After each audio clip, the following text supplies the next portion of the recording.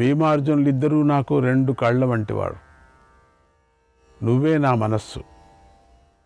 మనస్సు కళ్ళు పోతే జీవితమే వ్యర్థం, దుర్భరం. కనుక నేను మిమ్మల్ని వదులుకోలేను.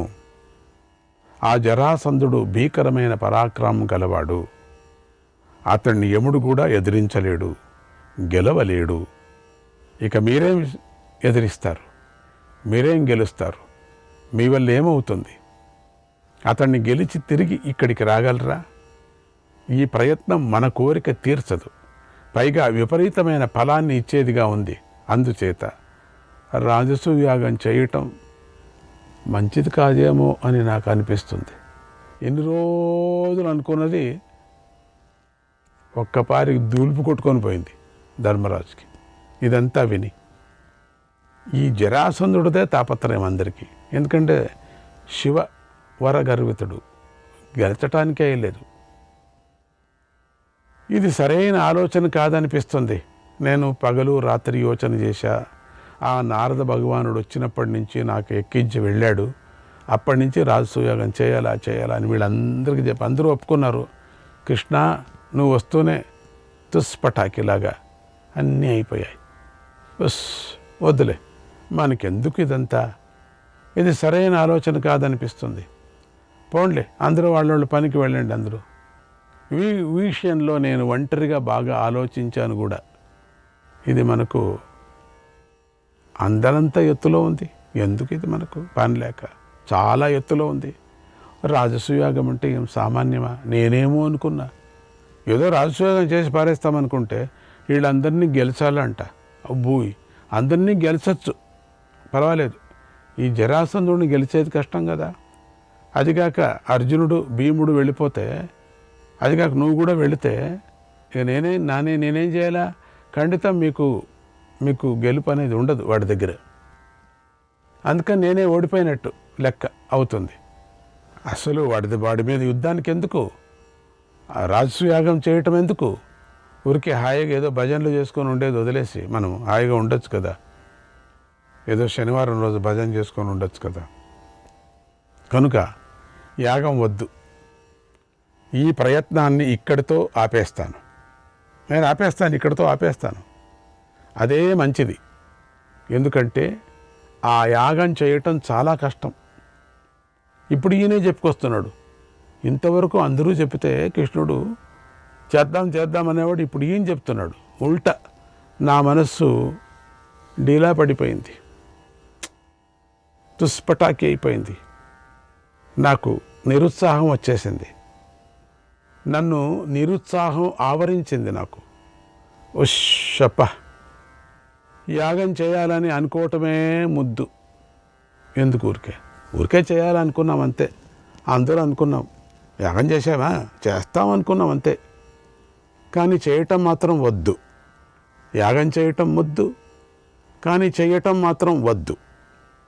అనుకోవటం ముద్దు, వద్దులే అనుకోవటం వద్దు అని నీరసంగా అన్నాడు ధర్మరాజు. ఒక్కపారి నిట్టూర్పు కూడా విడిచాడు, ఉస్సప్ప అని. అప్పుడు అర్జునుడు ఆ మాటలు విని సర్వసన్నద్ధుడై ధనస్సు పట్టుకొని ఆయనకు తట్టుకోలేకపోతున్నాడు అర్జునుడు. ధర్మరాజు ఇంత నిరుత్సాహపడుతున్నాడు. ఇంతవరకు ఈ 10 నిమిషాల వరకు ఉత్సాహంగా ఉండినవాడు ఈ కృష్ణుడు ఏదో చెప్పి జరాసంధుని గురించి చెప్పి భయపడిచ్చేశాడు. అయ్యో పాపం. ధనుసు పట్టుకొని అక్కడికి వచ్చి ఇలా అన్నాడు, మహారాజా, ఈ ధనుస్సు, శస్త్రాలు, బాణాలు, పరాక్రమం, సహాయకులు, భూమి, కీర్తి, బలం, వీటిని సంపాదించడం చాలా కష్టం తెలుసా? అయినా అందరాని ఈ వస్తువులన్నీ నాకు అందాయి. మహారాజా, ఎంత కష్టం, ఒక్కొక్కటిగా చెప్పండి. నేను సంపాదన చేసినటువంటి దాంట్లో ఎంత కష్టం మీద సంపాదన చేశాను. ఊరికే నేను ఎగ్జిబిషన్లో పెట్టడానికే, అందరూ చూసుకొని వెళ్ళి నేను చెప్పేసి దేనికోసం సంపాదన చేశాను నేను? నేను తపస్సు చేయలేదా? నాకు వరం ఇవ్వలేదా? నాకు ఉత్తమోత్తములైనటువంటి అగ్నిదేవుడు అందరూ కూడా నాకు వరం ఇవ్వలేదా అని రైమని బాగా స్పీడ్గా ఉత్తమ వంశంలో జన్మించటాన్ని పండితులు ఇష్టపడతారు. కానీ బలానికి సాటి అయినది ఏదీ లేదు కదా. అందుచేత ఇప్పుడు ఈ విషయంలో పరాక్రమం చూపించడమే మంచిది. అన్న రాజా అన్న అనకూడదు కదా, మహారాజా చక్రవర్తి కదా, మహారాజు కదా, అన్న గిన్న అనకూడదు, చంపకేస్తారు. అంటే మహారాజా పరాక్రమంతోనే జరాసంధుడిని ఎదుర్కోవటం మంచిది అని స్పీడ్ ఎత్తుకున్నాడు. ఈయన మామూలుగా కూర్చొని మాట్లాడుతూ అదంతా మాట్లాడు విని విని విని విని విసుగెత్తిపోయి వీళ్ళు బాణాలు ఎందుకు నాకు ఇవంతా పాశుపత ఏంటి ఇవంతా పని లేక ఎందుకు ఇవన్నీ కూడా చీ అని అక్కడ పారేశాడు. అంతా కూడా పెడక రాజభవన్లో ఊరికే అన్ని చోట్ల గూడ్లు పెట్టుకొని అందరూ చూపించు, వస్తా నేను అని. ఏంట్రా ఎట్లా మాట్లాడుతున్నాడు కృష్ణుడు ఎదురుగా అని. బలహీనుడు పరాక్రమం కల వారి వంశంలో పుట్టినా కూడా బలహీనుడుగానే ఉంటాడా? చెయ్యి ఏమి చేయలేడా? అదే పరాక్రమశాలి హీనులటువంటి వంశంలో పుట్టినా కూడా బలవంతుడుగానే ఉంటాడు తెలుసా, గొప్పవాడు అవుతాడు. ఎటువంటివంతా వినలేదా మీరు? శత్రువులను జయించాలి అనేటువంటి ధ్యాస, ఆలోచన, ప్రవృత్తి కలవాడే ఉత్తమ క్షత్రియుడవుతాడు. నేను క్షత్రియుణ్ణి కదా. అతడు తనకు ఎలాంటి గుణాలు లేకపోయినా పరాక్రమిస్తాడు. నేను అప్పటి నుంచి మీరు మాటలు వింటుండే చూస్తున్నా, మెల్లగా నిదానంగా సన్నగా మాట్లాడుతున్నారు. నాకు వినపడదు అనుకున్నారా? అది రయ్యమని లేచాడు స్పీడు.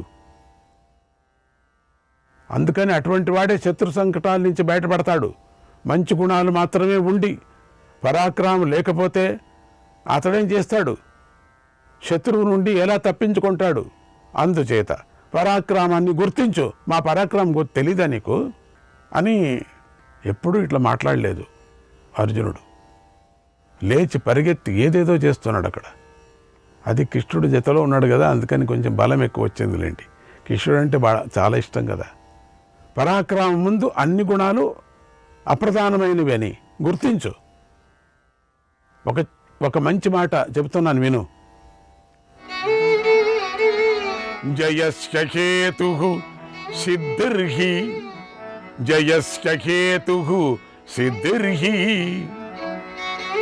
కర్మదైవంచ సంశ్రితం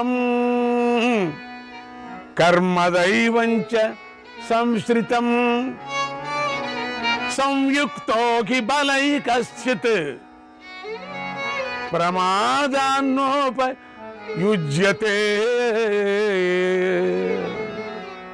సంయుక్తో హి బలైః కశ్చిత్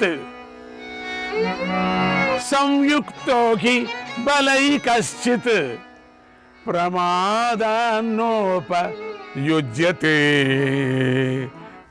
మనస్సులోని సంకల్పం ప్రారబ్ధానికి తగినట్లుగా పురుష ప్రయత్నం చేయటం విజయానికి కారణాలు అవుతాయి. బలవంతుడై ఉండి కూడా ఎవడైనా కర్తవ్యంలో మనస్సును లగ్నం చేయకపోతే కార్యాన్ని సాధించలేడు కదా. ఈ విషయాన్ని తెలుసుకో. ఏంటి అజాగ్రత్త వలన బలవంతుడైన శత్రువు కూడా తన శత్రువుల చేతుల్ని మరణిస్తాడు, తెలిసిందా? లేయి మహారాజా, డీలా పడొద్దు. పరాక్రమాన్ని ప్రదర్శించి శత్రువును పడగొట్టేద్దాం. చేతులు ముడుచుకొని కూర్చోవద్దు. ఏంటి ఎప్పుడు చేతులు ముడుచుకొని ఇట్లా కూర్చున్నావు? లేయి పైకి, చేతులు చూపించు అని అర్జునుడు ధర్మరాజుతో పౌరుషం నింపాడు. లేయి పైకి, చేతులు చూపించు. నీ చేతులంతా చాతలు చూపించు. నీ చేతులతో చాతలు చూపించు. నీ బలాన్ని చూపించు. బలవంతుడు బలహీనులోని గుణదోషాలను కూడా చెప్పాడు. మొత్తానికి బలాన్ని గుర్తు చేసి ఉత్సాహం కలిగించాడు అర్జునుడు. దైన్యం యథా బలవతి తథా మోఘో బలాన్వితే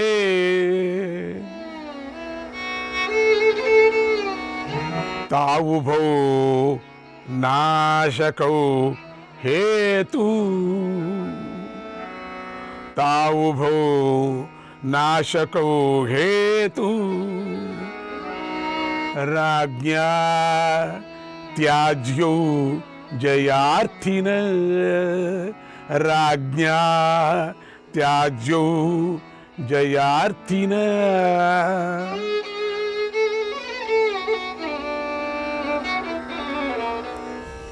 బలవంతుడిలో దైన్యం, బలహీనుడిలో మోహం అనే 2 దోషాలు ఉంటాయి.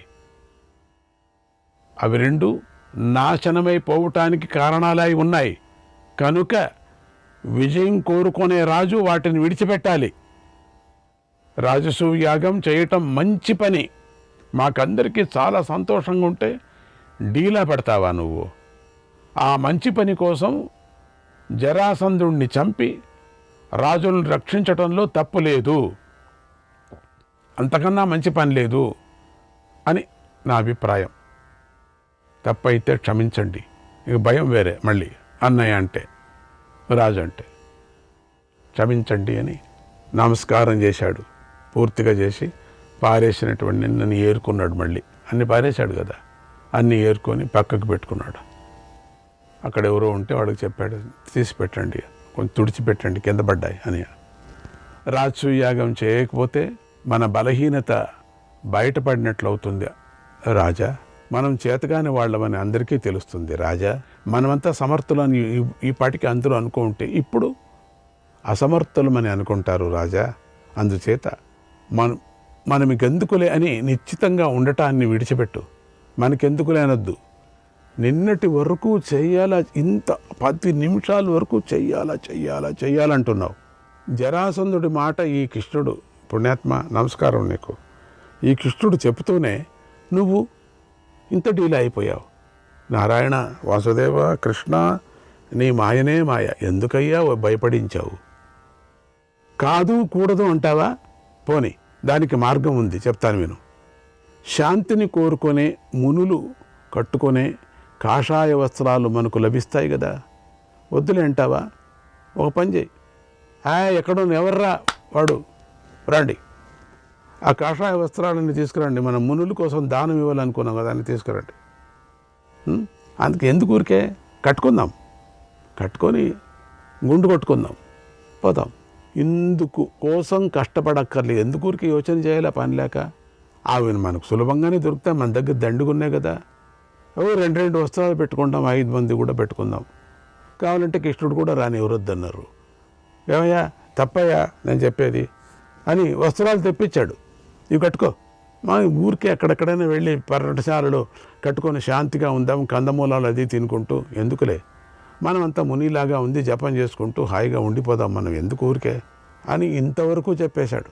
కానీ మనం క్షత్రియులం కదా, యుద్ధం చేయటమే మన ధర్మం కదా, అట్లా కట్టుకోవటానికి వీలేదు.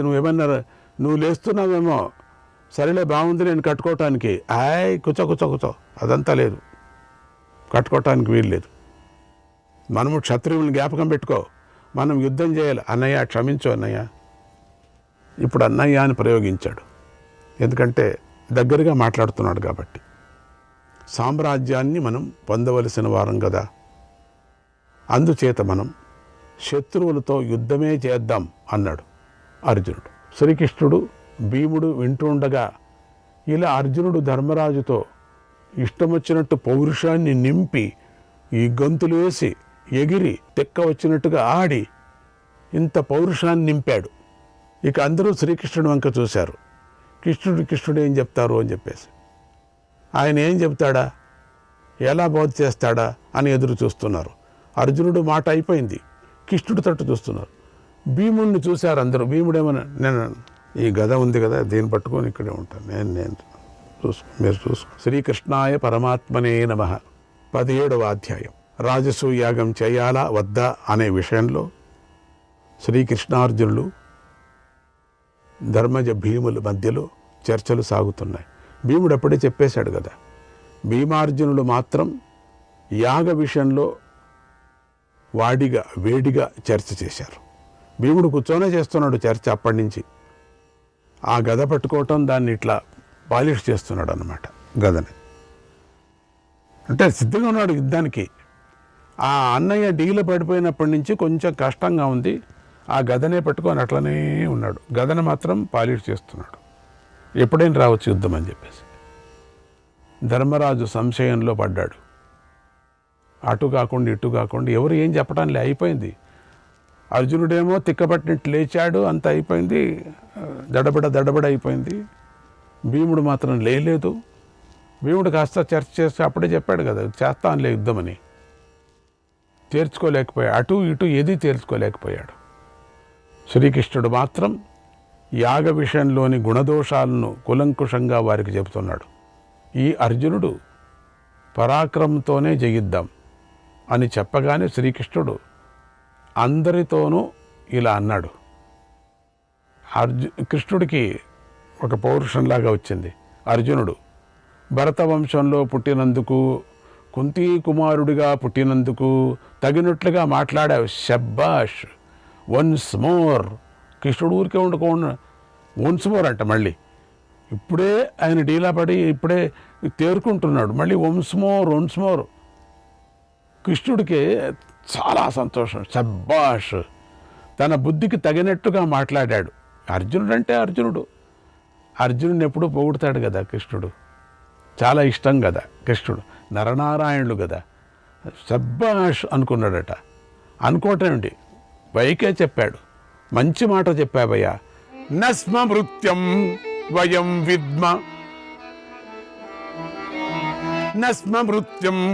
విద్మ రాత్రో వా యది వా దివా, రాత్రౌ వా యది వా దివా, నాపి కంచిదమరం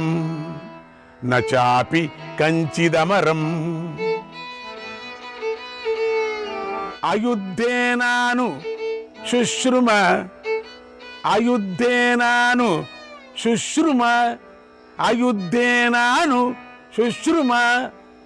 చావు ఎప్పుడో వస్తుంది మనకు తెలియదు, ఎప్పుడొస్తుందో తెలియదు. ఎవరికి తెలుసు ఎప్పుడొస్తుందో తెలియదు. అది పగలు వస్తుందో రాత్రి వస్తుందో కూడా మనకు తెలియదు. ఈ మరణం ఎప్పుడొస్తుందో తెలియదు కదా. రేపు పొద్దున రా అని అంటడానికి అవుతుందా? రాత్రి వచ్చాడు అనుకో యముడు, పడుకోండి లే, రేపు పొద్దున కాఫీ తాగిన తర్వాత రావయ్యా అంట. ఎవరన్నా అంటారా? ఉండయా నా కొడుకు పెళ్లి చేసిన తర్వాత రావయ్యా అని అంటారా? 4 పీకి ఎత్తకపోతాడు. బాడీకి ఖాళీ అయిపోయింది, నీది లేదు, అయిపోయింది, నీది కాంట్రాక్ట్ అయిపోయింది. మరణం అనేది ఎవరికి చెప్పడానికి, సాయంత్రం పొద్దున్న చూశాను అప్పుడే పోయాడు అంతే, ఇంకేం చచ్చాడు అంతే, పోయాడు అంతే. ఇంకే అవునండి, 1 సంవత్సరం అయిందా పొయ్యి? అవును, 1 సంవత్సరం వాడికి కాదు, 1 సంవత్సరం నీకు రెడీ అయిపోతున్నావు. క్యూ జాగ్రత్త, భయపడాల్సిన పని లేదు. క్యూ రెడీ ఎప్పుడైనా సరే. మనకు ఎప్పుడో పాస్ ఇచ్చేశారు మనకు తెలుసా. ఊరికే డేట్ చూసుకుంటూ ఉన్నామంతే. ఎప్పుడొస్తుందో తెలియదు. యుద్ధం చేయకుండా మారటంతోనే ఎవడు చిరంజీవిగా ఉండిపోడు. ఈ కష్టపడాల్సిందే మనం ఎప్పుడు. అట్లా మనకు చిరంజీవిగా ఉండటానికి సాధ్యమవుతుందా? ఉండడం. మనం ఈ వ్యవహారాలనే చూస్తూ ఉండాల్సిందే. చచ్చిపోతామని చెప్పేసి మనం లోపల బాత్రూంలో వెళ్ళి అట్లా ముసుగు వేసుకొని కూర్చోటానికి అవుతుందా? ఎందుకంటే చావు వస్తుంది నాకు అంటే. అక్కడికి రాదా? అక్కడే వస్తుంది, ఫస్ట్ అక్కడే వస్తుంది. అది వస్తుందిలేండి, పోతుందిలేండి. మనం తెచ్చుకున్నాం, వాడిచ్చాడు, మనం పుట్టాం, వాడు పిలుచుకుంటాడు, మనం పోతాం, అంతే కదా. వాడు ఇచ్చాడు, మనం వచ్చాం. మనం వద్దన్నామా? అప్పుడు వద్దనులే, దురాశ, వచ్చాం. శ్రీకృష్ణాయ పరమాత్మనే నమః.